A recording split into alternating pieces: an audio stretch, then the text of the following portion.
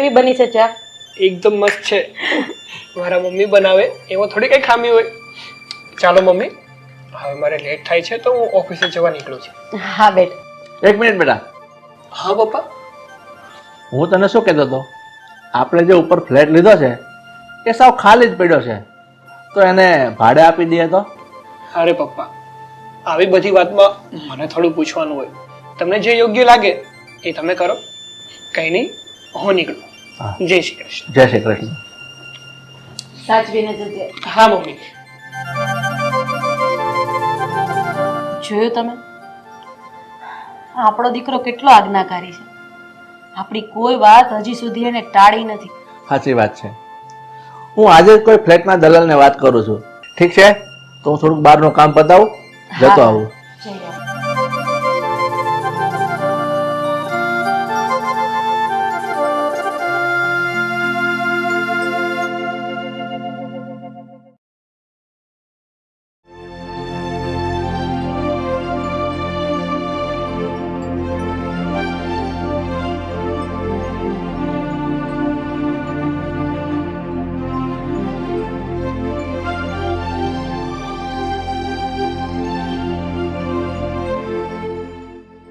આ ફ્લેટ છે મારો,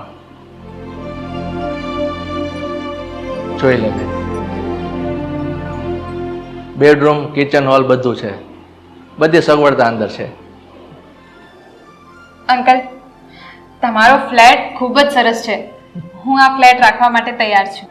બેટા, આ ફ્લેટ હજુ મેં અઠવાડિયા પહેલાં જ રાખ્યો છે, અને બીજું કે આ એરિયો પણ સારો છે, અને આડોશ પાડોશમાં બધા માણસો પણ સારા છે. અને ખાસ વાત તો એ કે તું જે જોબ કરે છે ને એ સ્કૂલ પણ અહીંથી આવ નજીક છે. હા અંકલ, તો તમારું ફ્લેટ તો મને પસંદ જ છે. તો તમે મને ભાડું ને ડિપોઝિટ કહી દો તો આપણે એગ્રીમેન્ટ બનાવી લઈએ. હા, કાંઈ વાંધો નહીં બેટા. અને જો હું નીચે 202 નંબરના ફ્લેટમાં જ રહું છું, તો ચાલો આપણે નીચે જઈએ.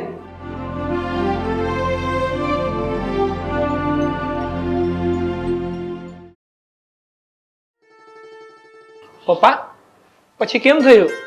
ફ્લેટ ભાડે દીધો કે નહીં?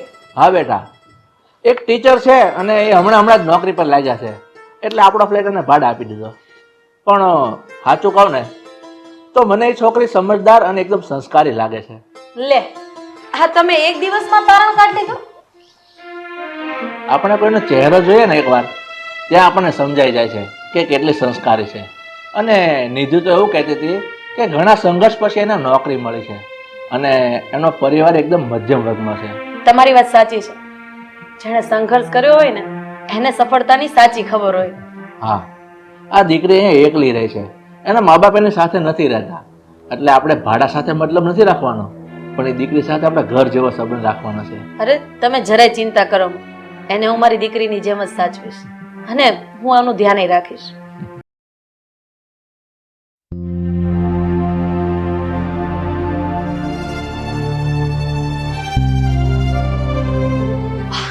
હેલો, માસી ઘરે નથી? અરે આવો આવો, પેલા બેસો.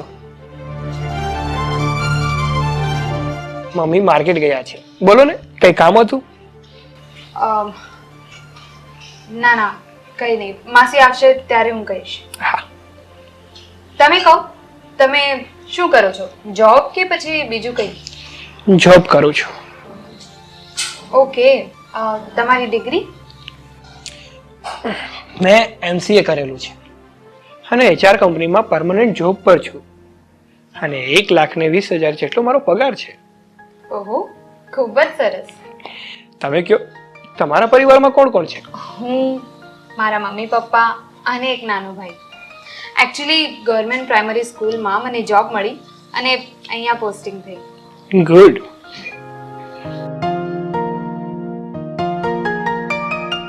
અરે નિધિ બેટા, તું ક્યારે આવી? બસ આંટી, હમણાં જ. આંટી, આજે હું માતાજીની લાપસી કરી રહી છું, એટલે એના માટે દેશી ઘી જોઈતું હતું. અરે લઈ જા બેટા, તારે જે જોતું હોય ને એ તારે અહીંયાથી લઈ જવાનું, અને કદાચ હું ઘરે ન હોઉં ને તો તારે તારી જાતે લઈ લેવાનું. થેન્ક યુ આંટી. અરે ચાલ બેટા, હું તને ઘી આપી દઉં. હા.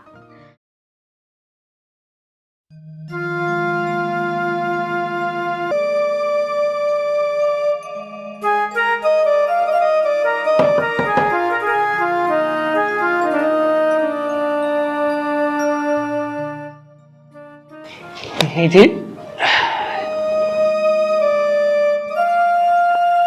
આરામ કરતા હતા તો શું તમારી તબિયત ખરાબ છે? હા, આજે થોડું માથું ભારે ભારે લાગે છે અને શરીર પણ દુખી રહ્યું છે. નિધિ, તમને તો તાવ છે. ચાલો ચાલો દવાખાને બતાવી આવીએ. ના ના સાગર, હમણાં તો મેં પેઇન કિલર લીધી છે એટલે ઠીક થઈ જશે. નિધિ, તમારી માટે મમ્મીએ હાંડવો મોકલ્યો છે અને તબિયતમાં થોડું પણ આમ તેમ લાગે ને તો મને ફોન કરી દેજો. આપણે ડૉક્ટરની પાસે જઈ આવીશું. હા ચાલો તો હું નીકળું. સાગર, એકચ્યુઅલી આજે મારી તબિયત ઠીક નથી ને, તો મારે તમારું એક નાનકડું કામ હતું. હા બોલો ને, શું કામ હતું તમારે? એકચ્યુઅલી છોકરાઓના પેપર ચેક કરવાના છે, એ હું અહીંયા લઈ આવી છું, તો તમે મને એમાં હેલ્પ કરશો? હું લઈ આવું છું. અરે અરે, મને કહી દો ને, હું લઈ લઈશ. ક્યાં મૂક્યા છે? મારા બેડરૂમમાં સામે જ છે. હા, તમે આરામ કરો, હું લઈ લઉં છું.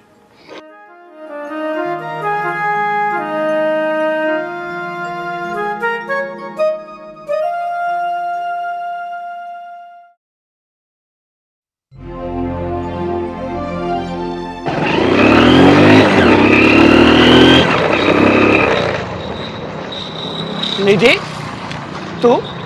અરે સાગર, નિધિ મેડમ, ક્યાં ઘરે જાઓ છો? હા. ચાલો ડ્રોપ કરી દો, બેસી જાઓ.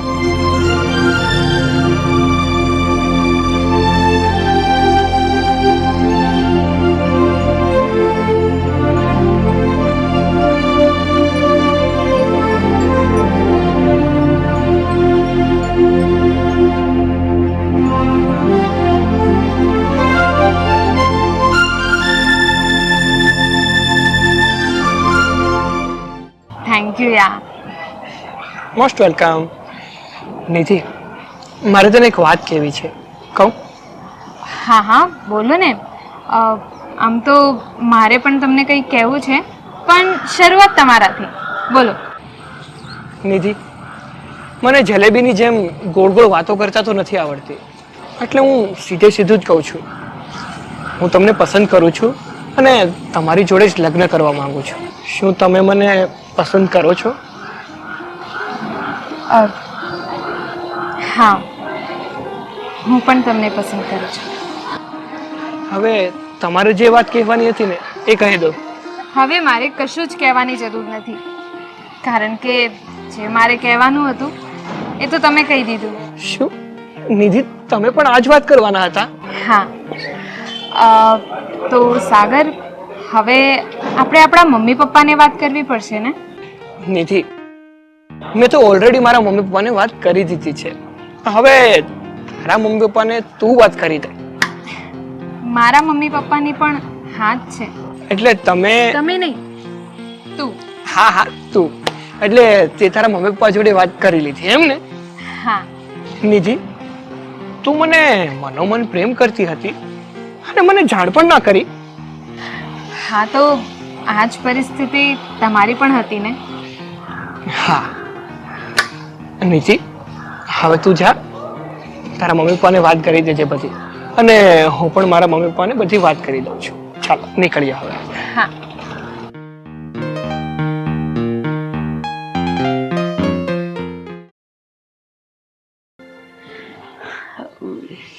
બેટા, તારા સાસુ સસરાને વાત તો કર. ઈ હા પાડે એટલે આપણે આ સગાઈની તારીખ નક્કી કરી લઈએ. હા મમ્મી, પણ નિધિ કઈક કામથી વાપી ગઈ છે આજે. એ આવી જાય પછી રાખીએ આપણે. જોયું દર્શના, આ આપણો સાગર અત્યારથી બહુ ઘેલો થઈ ગયો. ના પપ્પા, એવું કઈ નથી. બેટા, હું તો મજાક કરું છું.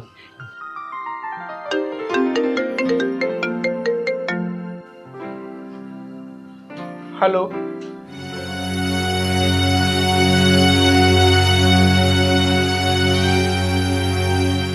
શું વાત કરો છો? બેટા સાગર, કેમ આટલો બધો અકળાઈ ગયો? શું થયું? પપ્પા, અરે પણ બેટા, કેમ આમ અચાનક ચૂપ થઈ ગયો? બોલ શું થયું છે? મમ્મી મમ્મી નિધિનું એક્સિડન્ટ થઈ ગયું છે. પણ બેટા આવું અચાનક કેમ થઈ ગયું? અને એ તો ઠીક છે, પણ નિધિની તબિયત કેમ છે? પપ્પા, નિધિને વાપીની ખાનગી હોસ્પિટલમાં દાખલ કરી છે. તો આપણે બધાએ ત્યાં જવું પડશે. ચાલો આપણે અત્યારે જ નીકળીએ. હા ચાલો.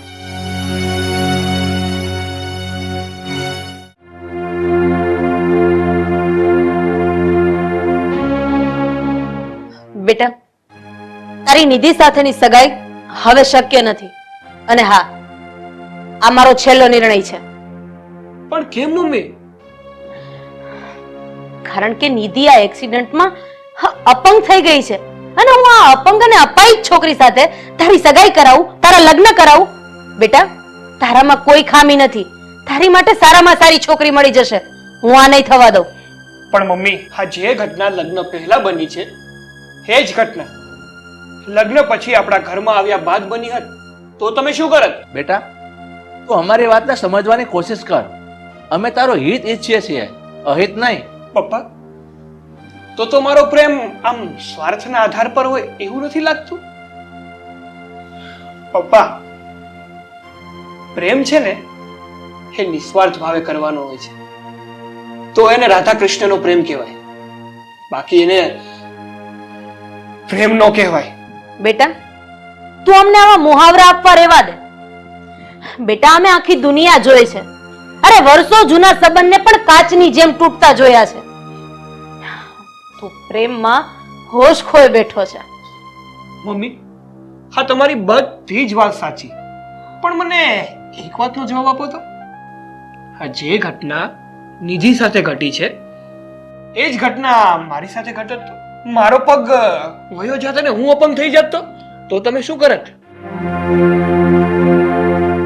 અરે એ બધું તું છોડ, અને મારે તારી કોઈ વાત નહીં સાંભળવી. પણ તું મને એક વાતનો જવાબ આપ, તારો છેલ્લો નિર્ણય શું છે? પપ્પા, તમારે મારો છેલ્લો નિર્ણય જાણવો છે ને તો સાંભળો. આ ઘરમાં જો કોઈ વહુ બનીને આવશે ને તો એ નિધિ જ હશે. નિધિ સિવાય બીજું કોઈ મારી પત્ની નહીં બને.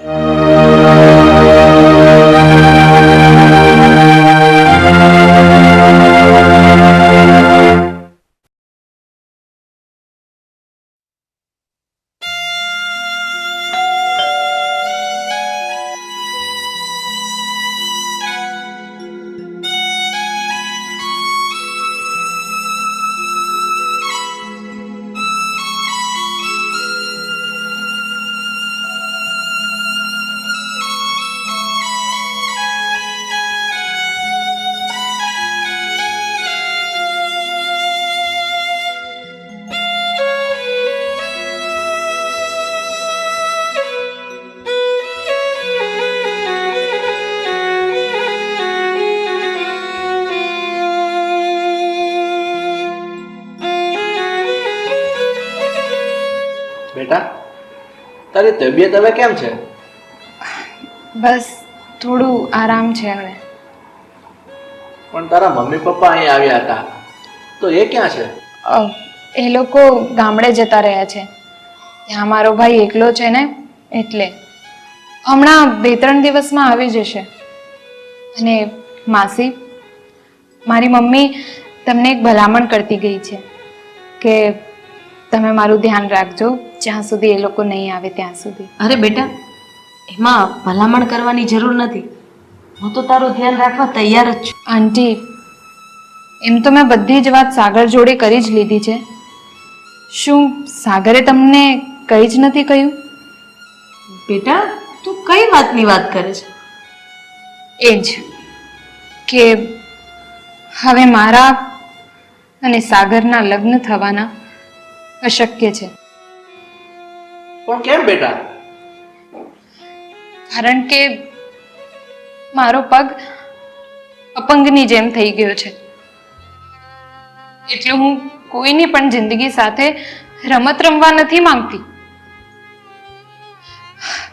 આંટી, અંકલ, સાગરને તો કોઈ પણ સારી છોકરી મળી જશે. એટલે તમે લોકો મને ભૂલી જાઓ, એમાં જ તમારા બધાની ભલાઈ છે. નિધિ, તારી બધી જ વાતથી હું સહેમત છું, પણ મને એક વાતનો જવાબ આપ. આ એક્સિડન્ટ તારી સાથે થયો છે, એની જગ્યાએ મારી સાથે થયો હોત તો તું શું મને અપનાવત?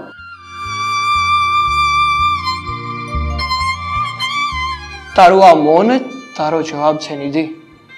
એટલે મેં નિર્ણય કરી લીધો છે કે મારું જીવન સાથી જો કોઈ બનશે ને તો એ તું, માત્ર ને માત્ર તું નિધિ.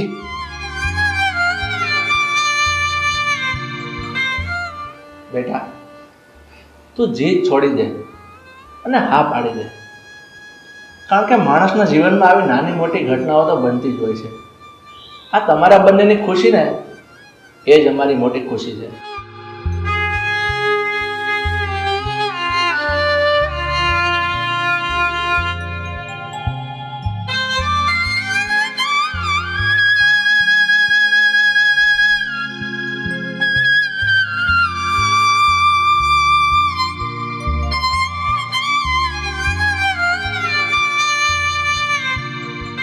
નિધિ, તું મારી જોડે લગ્ન નહીં કરે ને તો મારી જિંદગી અપાહીજ થઈ જશે. માટે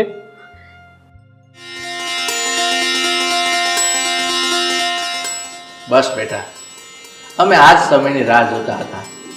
હવે તારા મમ્મી પપ્પા આવે ને એટલે આપણે મુહૂર્ત જોડાવીએ અને તમને બંનેને સગાઈના દોરથી બાંધી દઈએ.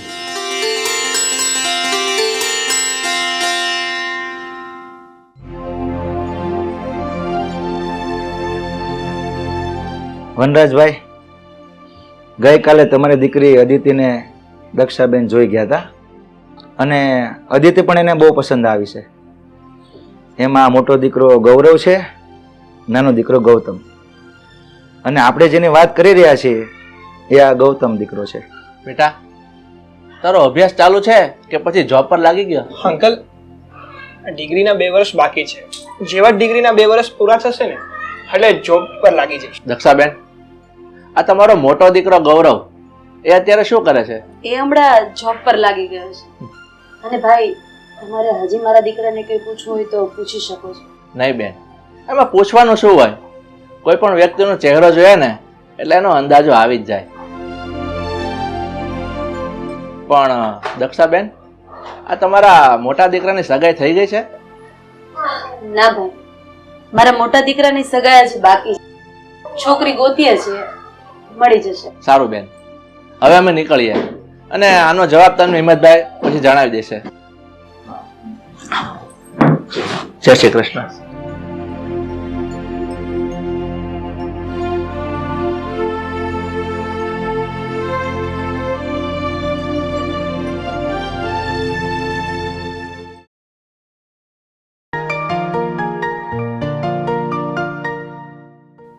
પપ્પા, આ લો તમારી ચા. બેટા, મારે તને એક વાત કરવી છે. હા, બોલો ને પપ્પા. આ દક્ષાબેનના નાના દીકરા ગૌતમને હું જોઈ આવ્યો છું. છોકરો દેખાવનો ખૂબ સારો છે, પણ બેટા હું એક મૂંઝવણમાં મુકાઈ ગયો છું કે દક્ષાબેન એના નાના દીકરાની સગાઈ તો તારી સાથે કરવા માંગે છે, પણ એનો મોટો દીકરો ગૌરવ એ હજી બાકી છે. પણ ત્યારે તો મને કઈ સમજણ ન પડી, પણ હિંમતભાઈ બહાર આવ્યા ને ત્યારે મને એની વાત કરી. તો શું વાત કરી પપ્પા? એ જ કે એના મોટા દીકરાને છોડી અને નાના દીકરાની સગાઈ એટલા માટે કરવા માંગે છે કે મોટો દીકરો ગૌરવ એ માંગલિક છે. માંગલિક? માંગલિક એટલે શું પપ્પા? બેટા, આ જેની કુંડલીમાં મંગળ દોષ હોય ને એને માંગલિક કહેવાય. અચ્છા, તો તેનાથી શું થાય પપ્પા? એટલે કે એ વ્યક્તિના લગ્ન થાય ને પછી એના જીવનમાં ઘણા બધા પ્રોબ્લેમ આવે. પ્રોબ્લેમ્સ? કેવા પ્રોબ્લેમ્સ? હવે એ બધું છોડ બેટા, પણ મને એટલી જરૂર ખબર પડે છે કે એવા માંગલિક છોકરા સાથે લગ્ન ન કરાય.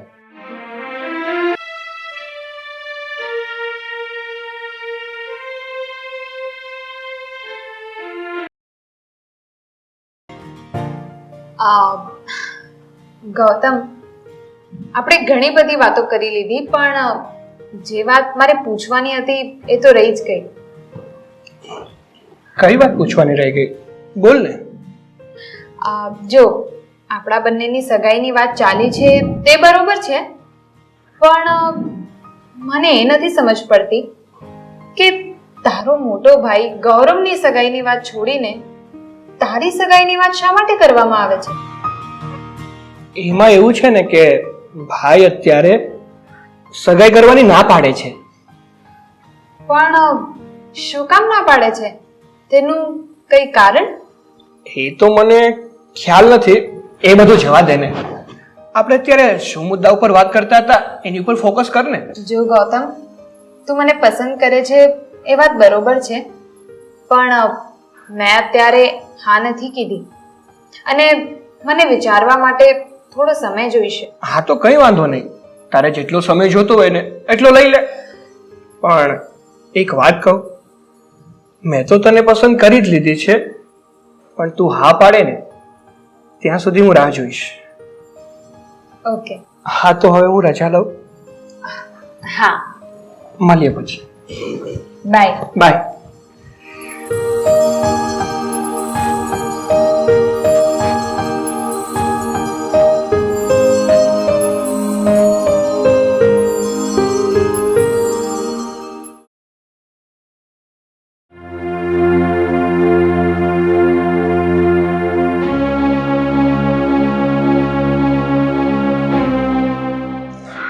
બોલ આદિતિ, મને અહીં શું કામ બોલાવ્યો છે?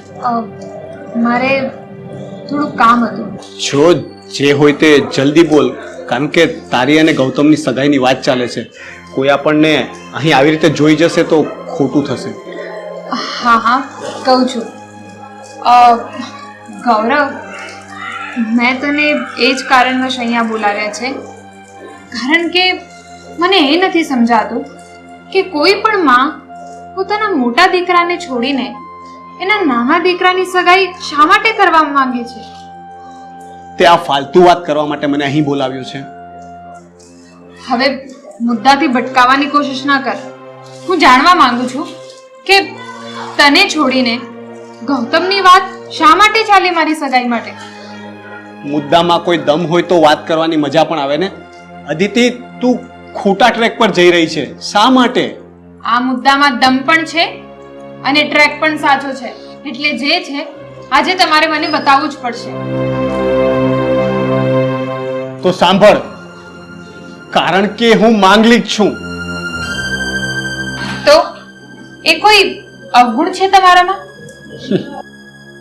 અવગુણ હોત તો કદાચ બદલી પણ શકાત, પણ આ તો વિધાતાએ લખેલા લેખ છે, એને કોણ બદલી શકવાનું? જુઓ ગૌરવ, આપણા ભારત વર્ષમાં ઘણા એવા કિસ્સા છે જ્યાં લોકોએ વિધાતાના લેખમાં પણ મેખ માર્યા છે.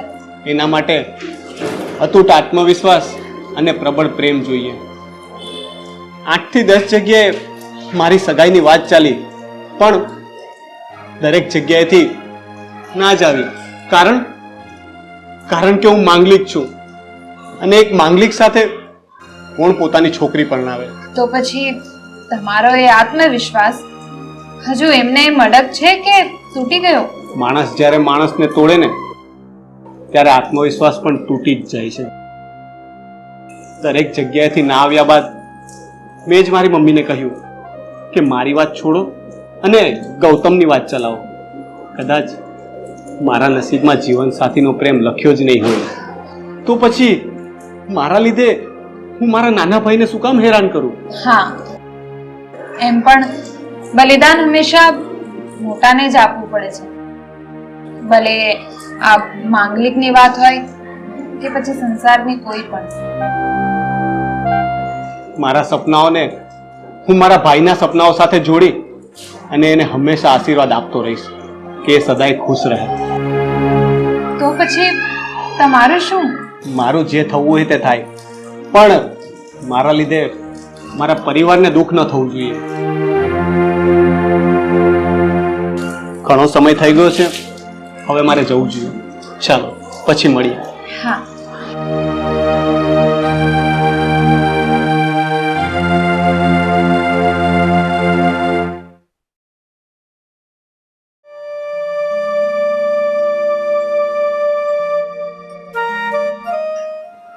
અરે બેટા બેસ. કેમ છો? બસ મજામાં. બેટા થોડા જ દિવસમાં તારી અને ગૌતમની સગાઈ થવા જઈ રહી છે. મારે તને એટલું પૂછવું છે કે તું આ સંબંધથી ખુશ તો છે ને બેટા? હા. અરે બેટા તને ખબર છે તારા માટે મેં અત્યારથી જાત જાતના દાગીના, ઓર્નામેન્ટ, સાડીઓ આ બધું નક્કી કરી નાખ્યું છે.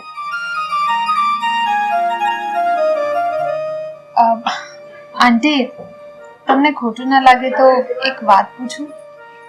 બોલ ને બેટા. આંટી, તમારા મોટા દીકરા ગૌરવની ક્યાંય સગાઈની વાત ચાલે છે કે નહીં? નહીં બેટા. પણ કેમ? બેટા ગૌરવ લગ્ન કરવાની ના પાડે છે. તેની પાછળનું કઈ કારણ? ગૌરવ ખુદ મને કારણ નથી બતાવતો બેટા, તો હું તને શું કહેવાની?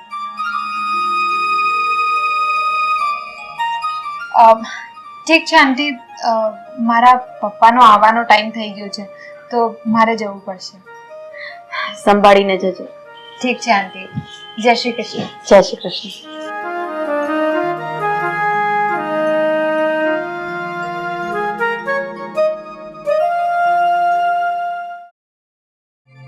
આદિત્ય, બેટા અહીંયા આવતા. હા પપ્પા, આવી. હા બોલો ને પપ્પા. બેટા હમણાં હિંમતભાઈનો ફોન હતો અને આવતીકાલનું સારું મુહૂર્ત છે એટલે એમણે કહ્યું છે કે તારી અને ગૌતમની સગાઈ કરી નાખીએ. ઓકે પપ્પા, જેમ તમને ઠીક લાગે. ઠીક તો અત્યારે છે બેટા, જ્યાં સુધી તું મારી નજરની સામે છે. પણ પરણીને તું સાસરે જતી રહીશ ને ત્યારે તારી વગરની એક એક ક્ષણ કેમ વિતાવીને એ તો મારું મન જાણે છે. ઓહો પપ્પા, શું તમે પણ. ચાલો તો પછી એક કામ કરીએ, મારે સાસરે જવું જ નથી. અરે જે કાર્ય કરવાથી મારા પપ્પા દુખી થાય એ કાર્ય હું શા માટે કરું? આ દીકરી તો પારકી અમાનત કહેવાય. એને ન તો હું મારા ઘરમાં રાખી શકું કે ન તો એને મારાથી અળગી થતા જોઈ શકું. ઓહો હો પપ્પા. તો દક્ષાબેન, આ કલાક પછીનું મુહૂર્ત સારું છે અને ગોર બાપા હમણાં આવે જ છે. તો અદિતિને અને ગૌતમને બાજટ પર બેહાડી અને રૂપિયો નાળિયેર આપીને સગાઈના બંધનમાં બાંધી દઈએ.